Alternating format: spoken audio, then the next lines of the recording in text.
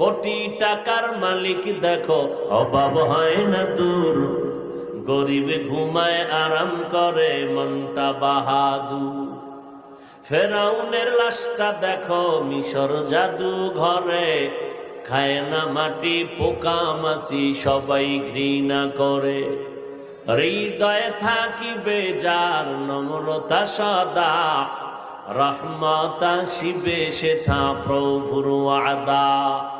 বড়র বাড়াই থাকলে দিলে রহমত আসবে না, নিজেকে নিজে ছোট মনে করিও সদা।